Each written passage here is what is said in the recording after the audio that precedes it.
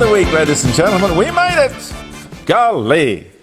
I hope you're having a great day, and I hope will have a great weekend.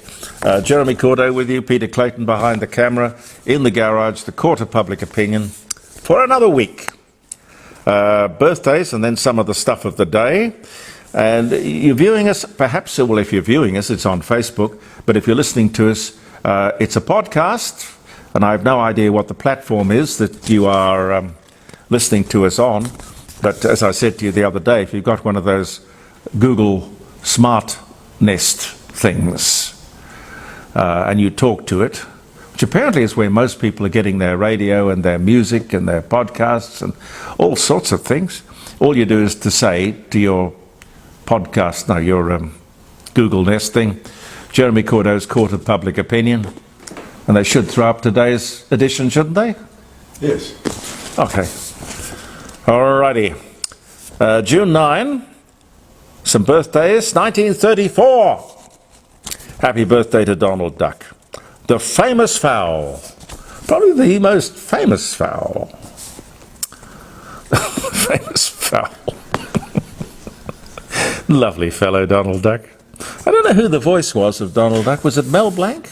I believe so. Yeah. Maybe Mel Blanc. Why did they dress him in a sailor suit, I wonder? The ducks don't wear sailor suits. Didn't have any pants on, just the top. Anyway, he first appeared in a cartoon on this day. So he was born on this day in 1934. The cartoon was called The Wise Little Hen.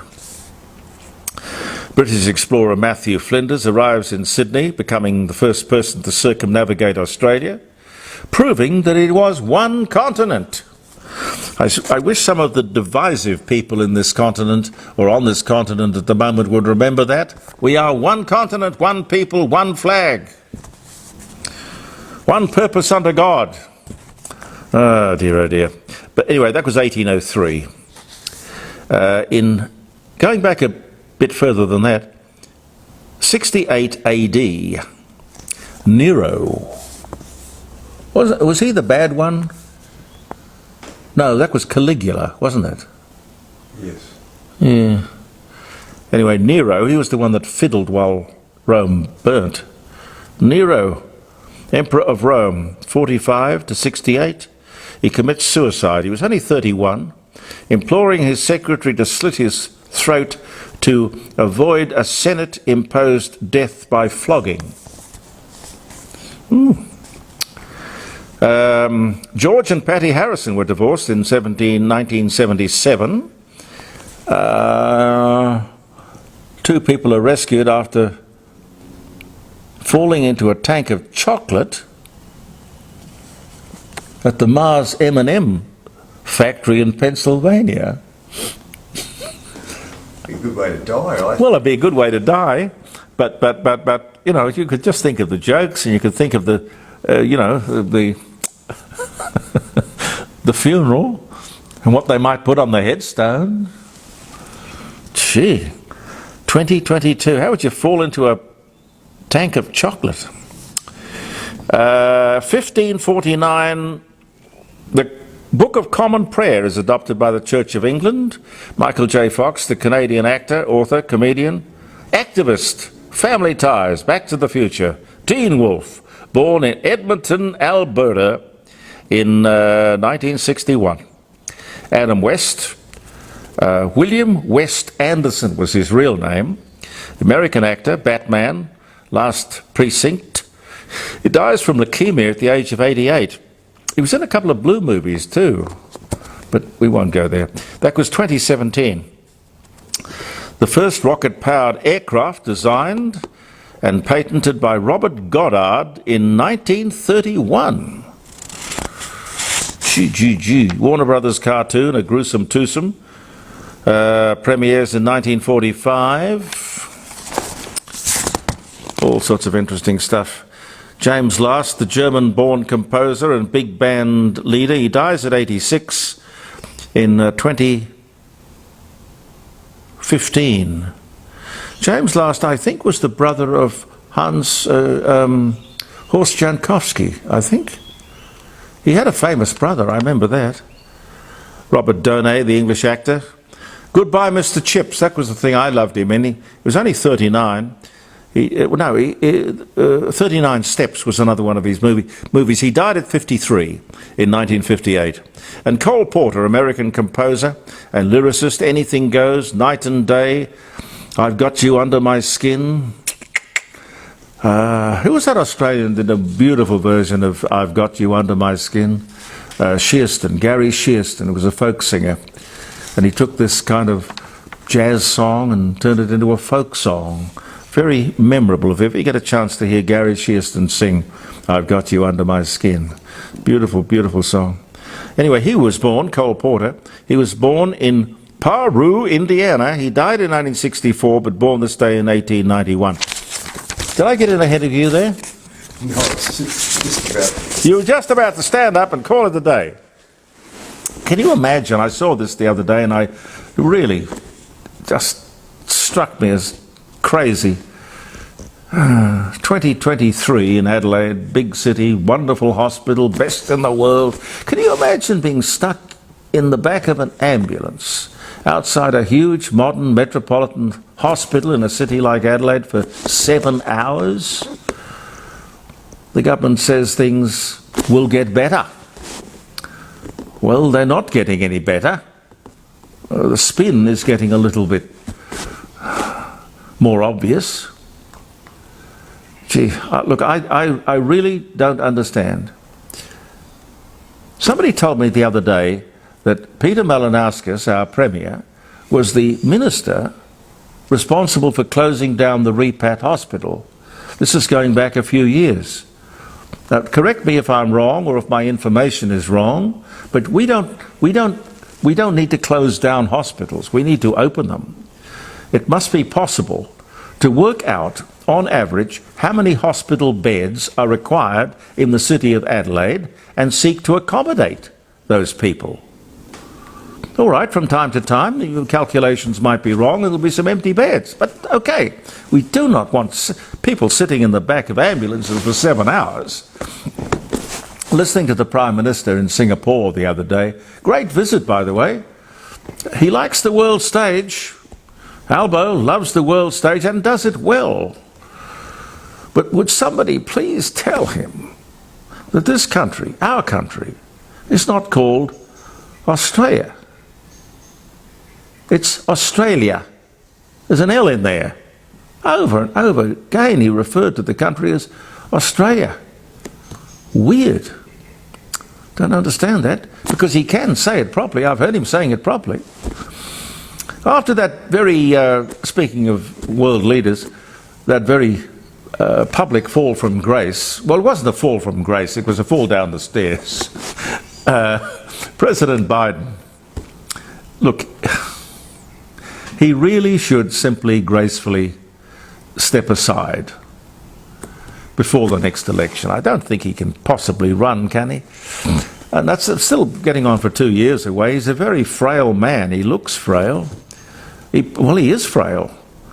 Can you imagine somebody leading up to the next presidential election, which, as I say, is still some time off, so they've got time to do it, and there may be more gaffes, but somebody is going to put together all those gaffes and stumbles up the stairs and down the stairs, and calling Canada and China, standing there beside Prime Minister Trudeau. It's lovely to be in China. All those things, they'll just stick them all together in a kind of a reel. It's just made for the political assassination by the media. And do you know how they love to do that? NASA, for all that it's got on its plate, and has on its plate has had there for years and years and years, has had this big talk fest about UFOs, unidentified flying objects, which they were very actively saying didn't exist for more years than I can remember. I want to go back and dig up some stuff on that, because I don't think from what I read they were saying that there was any evidence that they existed, but they weren't poo-hooing the idea at all. I mean, it's fanciful, isn't it, really, that here we are in this blue planet, quite different to every other planet that we ever get to see or imagine. Hard to imagine us being the only in the entire universe, the galaxy and the galaxies beyond the galaxies. It's hard to imagine that we would have the conceit to imagine that we were the only people. Anyway, let me look it all up, because I'm sure there's some fun facts in there. Speaking of fun facts, 100 weather stations on the east coast of Australia have recorded the coldest temperatures ever. There's one for global warming. I don't know where the media report was on that. Nowhere. It doesn't fit the narrative, the rhetoric. The anti-demonstration legislation, you would have heard, has passed, and so it should. There's no way we should allow people, for any reason, to disrupt society in the name of anything, in my opinion. There are just too many ratbags out there. Let the courts sort it out. If the government or the police get too heavy-handed, if some authority crosses the line and does something unreasonable, unjust, let the judge sort that out. Now, we're not going to put this person away and fine him without he or she going in front of a judge. Let the judge decide. The bottom line is that we need to deter people from just being plain crazy, a nuisance. The Premier is right. We all have the right to protest. Yep. But we don't have the right to inconvenience other people and endanger other people in the pursuit of their everyday life. Very reasonable legislation. Pete, have you ever heard of the misery index? No. I hadn't either. The Australian misery index. It has jumped 230%. What do we have to be miserable about? I just don't understand that. Let's have a look at that. I need to dig something up on that one as well. Jacinda Ardern, the former Prime Minister of New Zealand, has been made a dame in the King's Birthday Honours list. An avid Republican. Yep, never disguised the fact that she was a Republican. And that's fine. She's accepted this honour from His Majesty the King. That's interesting. And Dan Andrews has appointed another avid Republican who will dutifully, I imagine, swear allegiance to His Majesty King Charles III and his heirs and successors. Professor Margaret Gardner, Vice-Chancellor of Monash University, has been named as the new Governor of Victoria. As I say, an avid Republican.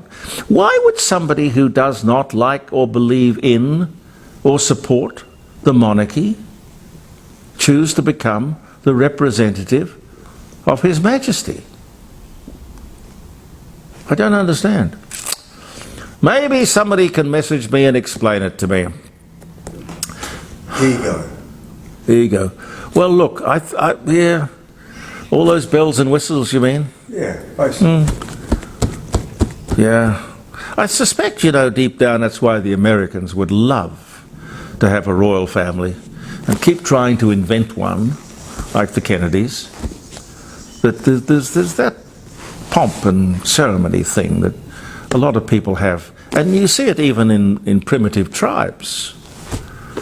It's a hankering that we all seem to have.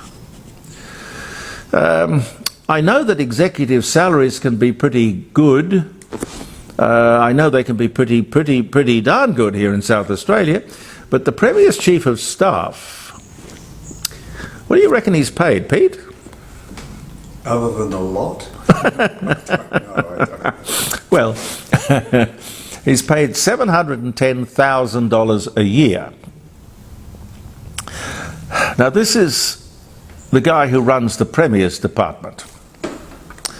Why would you pay the guy who runs the Premier's department more than the Premier, who has to run not only his office but take responsibility for the entire state and all the other political stuff that goes along with it? Makes no sense to me. On top of that, we have to consider the consultants, of which I am quite sure there are many. I remember I was having a grumble the other day about the cost of legal representation in Australia. And of course, it's no better probably than in any other country in the world. The thing is that lawyers, they're smart. They're smart. Can't live with them, can't live without them, I suspect. But they've set up for themselves an almost secret society, one in which they are the only ones who have the language that is spoken in the law courts. Now, I don't know, is that justice? Is it justice? Anyway, on the other hand, you've got these ambulance chasers, the people who seek out sometimes crazy Australians who may well have an argument but would have maybe no case, no chance, unless taken on by one of these pro bono law firms, who take them on and try to screw some money out of someone. And we never actually hear how much money the plaintiff actually gets after the costs have been taken out. That's money, of course, for which we all pay. When somebody loses a court case like that and there's compensation is paid, it is either the citizenry, or it's the customer, or it's the shareholder, but somebody pays. Always. Thank you very much for viewing the Court of Public Opinion, ladies and gentlemen. Now, you have a lovely weekend. Stay safe, drive carefully, believe in yourself, and Pete and I will be back come Monday. Bye for now.